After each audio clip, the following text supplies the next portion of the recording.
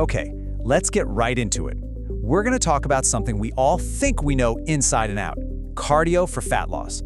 But what if I told you that all those hours you're logging on the treadmill aren't really the magic bullet you've been led to believe? Yeah, today we're going to dig into the real science of what actually works. I mean, this is probably one of the biggest myths in the entire fitness world, and it is time we just bust it wide open. If you've ever felt like you're just chained to the elliptical day after day, wondering, is there a better way to do this? Well, you are in exactly the right place. And the answer, it might just surprise you. So here's what we've got on tap. We're going to start with cardio's big surprise. Then we'll see why your diet is the real driver. After that, we'll put it all together with the fat loss trinity. That's the powerful combo for success. Then I'll give you a simple step-by-step plan, and we'll wrap up by looking beyond the diet to make sure your results stick around for good. All right, first up, cardio's big surprise.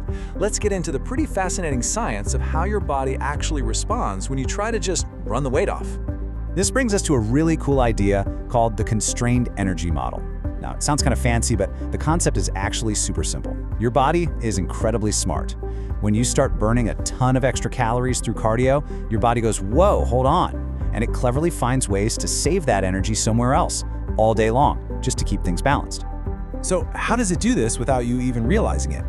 Well, it's all subconscious stuff. You might find yourself taking fewer steps around the house. You might fidget less at your desk or not talk with your hands as much. And the big one, your body can actually ramp up your hunger signals, practically begging you to eat back the calories you just burned.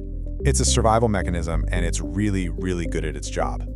So what does this all mean in the real world? The result is kind of shocking. Get this, after 8 full weeks of doing cardio, studies have shown that people who didn't also change their diet lost, on average, just half a pound of fat. Half a pound. I mean, that is a massive amount of work for a teeny tiny return, right? So if pounding the pavement isn't the key, then what is? Well, that brings us to the most important part of this whole puzzle. Section 2, diet, the real driver. This is where the real magic for fat loss actually happens.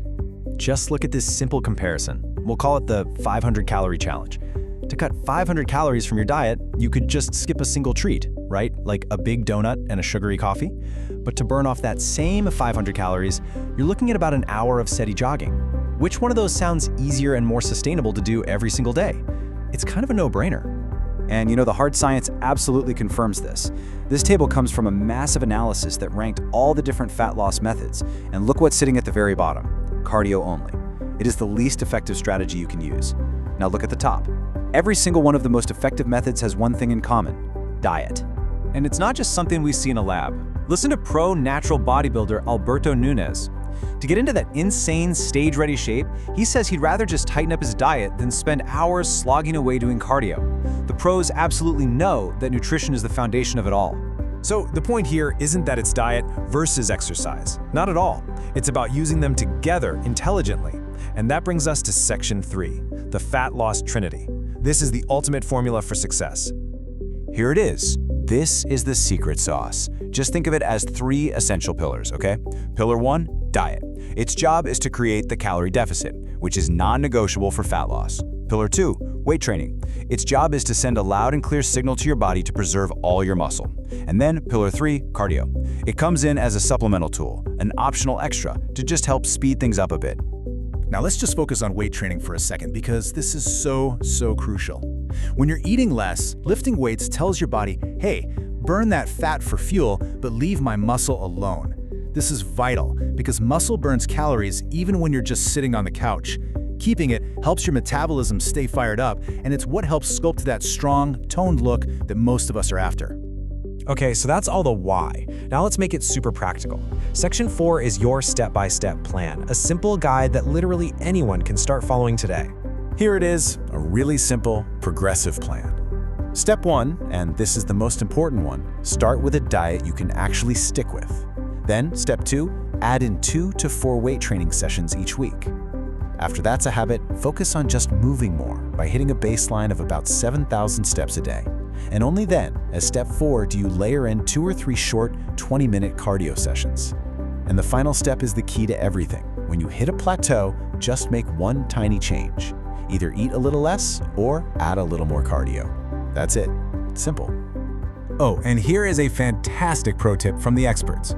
Choose low-impact cardio that you actually like doing. The whole point of the cardio here is to supplement your efforts, not to just run you into the ground so you're too tired to give it your all during those all-important weight training sessions.